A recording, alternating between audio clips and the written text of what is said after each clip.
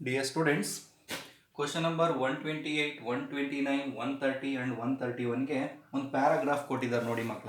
ಏನಿದೆ ಪ್ಯಾರಾಗ್ರಾಫ್ ಅಲ್ಲಿ ಒಂದ್ಸತಿ ನೋಡ್ಕೊಳ್ಳಿ. Surface tension of a liquid is A molecular phenomenon of liquid involving the force of cohesion among the liquid molecules. It is a scalar quantity and is numerically equal to the surface energy. Numerically, it is proved that the potential energy of a liquid is maximum on the surface sparingly soluble salts and surface active substances decreases the surface tension of the liquid.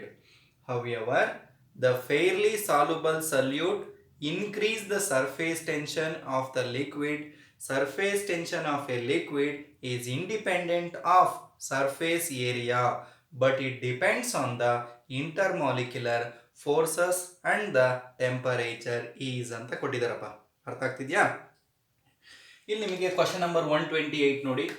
Which among the following is not the unit of surface tension. Surface tension ಅಂದ್ರೆ ನೀವು newton per metre ಅಂತ ಹೇಳ್ತೀರಾ, newton per metre ಅಂತಕ್ಕಂಥದ್ದು. But ಇಲ್ಲಿ dyne per centimetre, newton per metre, joule per metre square, erg per centimetre ಅಂತ ಇದೆ. ಹಾಗಾದ್ರೆ ಇದರಲ್ಲಿ ಯಾವುದು SI unit of surface tension ಆಗೋದಿಲ್ಲ ಅಂದ್ರೆ ನೋಡಿ, ಡೈನ್ ಪರ್ ಸೆಂಟಿಮೀಟರ್ ಆಗುತ್ತೆ, ನ್ಯೂಟನ್ ಪರ್ ಮೀಟರ್ ಆಗುತ್ತೆ, ಜೌಲ್ ಪರ್ ಮೀಟರ್ ಸ್ಕ್ವೇರ್ ಆಗುತ್ತೆ. ಈ ಅರ್ಗ್ ಪರ್ ಸೆಂಟಿಮೀಟರ್ ಅಂತಕ್ಕಂಥದ್ದು ಏನಾಗೋದಿಲ್ಲ, ಸರ್ಫೇಸ್ ಟೆನ್ಷನ್ಗೆ ಯೂನಿಟ್ ಆಗೋದಿಲ್ಲ. ಆಪ್ಷನ್ 4 ಅಂತಕ್ಕಂಥದ್ದು ಕರೆಕ್ಟ್ ಆನ್ಸರ್ ಮಕ್ಕಳ. ಆಪ್ಷನ್ 4. ಓಕೆ. ಕ್ವಶನ್ ನಂಬರ್ 129 ನೋಡಿ. Surface tension of a liquid is 0 at. Surface tension ಒಂದು ಯಾವುದೋ ಒಂದು ಲಿಕ್ವಿಡ್ದು 0 ಇರುತ್ತಂತೆ. ಯಾವಾಗ ಹಾಗಾದ್ರೆ 0 ಇರುತ್ತೆ? Inversion temperature, boiling point, critical point and saturation point ಅಂತ ಇದೆ. ಅರ್ಥ ಆಗ್ತಿದೆಯಾ ಹಾಗಾದ್ರೆ? ನೋಡಿ, surface tension of a liquid 0 ಯಾವಾಗಿರುತ್ತೆ? Critical point. ಅರ್ಥ ಆಗ್ತಿದೆಯಾ ಹಾಗಾದ್ರೆ? ಕ್ರಿಟಿಕಲ್ ಪಾಯಿಂಟ್ ಅಂತಕ್ಕಂಥದ್ದು. Okay.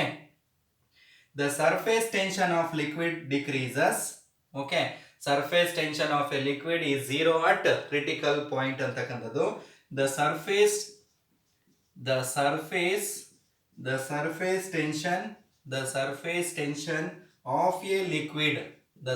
tension of a liquid decreases, ಕಡಿಮೆ ಆಗ್ತಾ ಇರುತ್ತೆ, decreases with increase in temperature. Temperature ಜಾಸ್ತಿ ಆದಂಗೆಲ್ಲ ಸರ್ಫೇಸ್ ಟೆನ್ಷನ್ ಏನಾಗ್ತಿರುತ್ತೆ? ಕಡಿಮೆ ಆಗ್ತಿರುತ್ತೆ. Okay. and becomes zero at its critical temperature. ಅರ್ಥ ಆಗ್ತಿದ್ಯಾ? ಓಕೆ ನೋಡಿ, surface tension of a liquid is 0 at critical point ಅಂತ ಹೇಳ್ತೀವಿ. ಹಾಗಾದ್ರೆ surface tension of a liquid decreases, ಕಡಿಮೆ ಆಗ್ತಾ ಇರುತ್ತೆ ಯಾವಾಗ? ಇನ್ಕ್ರೀಸ್ ಇನ್ ಟೆಂಪರೇಚರ್ ಇನ್ಕ್ರೀಸ್ ಮಾಡ್ದಂಗೆಲ್ಲ ಏನಾಗುತ್ತೆ?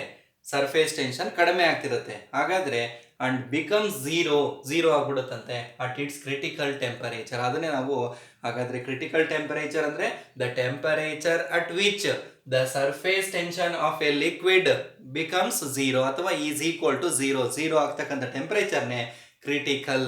ಅರ್ಥ? Critical nothing but minimum temperature ಅಂತ, ಅಥವಾ ಕ್ರಿಟಿಕಲ್ ಪಾಯಿಂಟ್ ಅಥವಾ ಕ್ರಿಟಿಕಲ್ ಟೆಂಪರೇಚರ್ ಅಂತ ಕರೆದಿದ್ದೀವಿ. ಸೊ ಆಪ್ಷನ್ 3 ಅಂತಕ್ಕಂಥದ್ದು ಕರೆಕ್ಟ್ ಆನ್ಸರ್ ಆಗುತ್ತೆ ಮಕ್ಕಳ. ಕ್ವಶನ್ ನಂಬರ್ 130 ನೋಡಿ.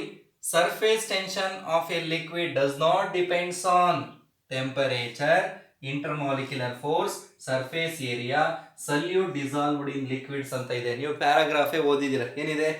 Surface tension of a liquid is independent of surface area, but it's depends on under intermolecular force and temperature ಅಂತಕ್ಕಂಥದ್ದು. ಅರ್ಥ ಆಗ್ತಿದೆಯಾ ಹಾಗಾದ್ರೆ?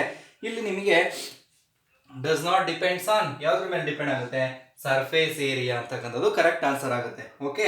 Sparingly soluble salts and surface active substances decreases the surface tension of the liquid.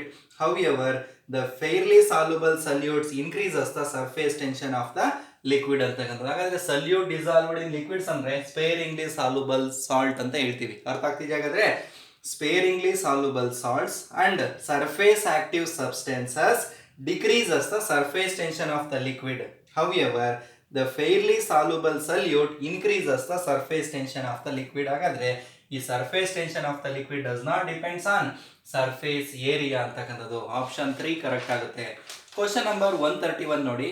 When oil is placed on the surface of hot water formation of droplets takes place because. ಹಾಗಾದ್ರೆ ನಾವು oil ನ place ಮಾಡ್ತೀವಂತೆ surface of hot water ಮೇಲೆ ನಾವು oil ನ place ಮಾಡಿದಾಗ oil droplets formation ಆಗುತ್ತಂತೆ. Option 1 surface tension of hot water is equal to surface tension of oil. Surface tension of hot water less than surface tension of oil. Surface tension of hot water greater than surface tension of oil. Option 4 none of the above. ಅರ್ಥ ಆಗ್ತಿದೆ. ಹಾಗಾದ್ರೆ ಇಲ್ಲಿ ನಾವು ತಗೊಳ್ದಾಗ ಏನು ತಗೊಬೋದಪ್ಪ ಅಂದ್ರೆ when oil is placed on the surface of hot water, ಅರ್ಥ ಆಗ್ತಿದ್ಯಾ, formation of droplet takes place. Formation of droplets ಅಂತಕ್ಕಂಥದ್ದು ಆಗುತ್ತೆ. ಬಿಕಾಸ್ ಏನಕ್ಕಾಗುತ್ತಪ್ಪ ಅಂದ್ರೆ surface tension of hot water, because surface tension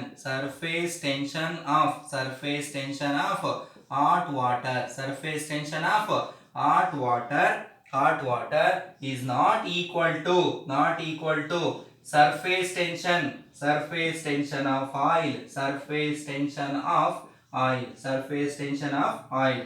okay, ಹಾಗಾದ್ರೆ ಇಲ್ಲಿ ನಿಮಗೆ surface tension of hot water is not equal to surface tension of oil ಅಂತ ಹೇಳ್ತೀವಿ.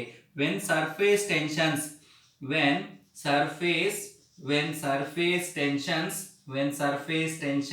Of two liquids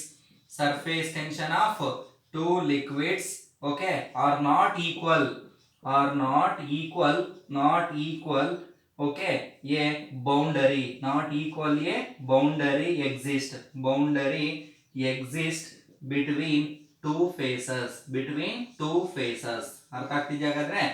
ಹಾಗಾದ್ರೆ ಯಾವುದೇ ಕಾರಣಕ್ಕೂ surface tension of two liquids ಅಂತಕ್ಕಂಥದ್ದು not equal boundary exist between ಎರಡು ಫೇಸಸ್ ಅಲ್ಲಿ ಡಿಫ್ರೆಂಟ್ ಫೇಸಸ್ ನಲ್ಲಿ ಈಕ್ವಲ್ ಬೌಂಡ್ರಿ ಇರೋದಿಲ್ವಂತೆ. ಹಾಗಾಗಿ surface tension of hot water is not equal to surface tension of oil. ಹಾಗಾದ್ರೆ which option is the correct one? ಯಾವ್ದಾಗುತ್ತೆ? None of the above. ಅರ್ಥ ಆಗ್ತಿದೆ? ಈ ಮೂರು ಆಪ್ಷನ್ ಕೂಡ ಆಗೋದಿಲ್ಲ. ಫೋರ್ತ್ ಒನ್ ನನ್ ಆಫ್ ದಿ ಎಬೋ ಅಂತಕ್ಕಂಥದ್ದು ಕರೆಕ್ಟ್ ಆನ್ಸರ್ ಆಗ್ತಾ ಇದೆ ಮಕ್ಕಳ. ಓಕೆ.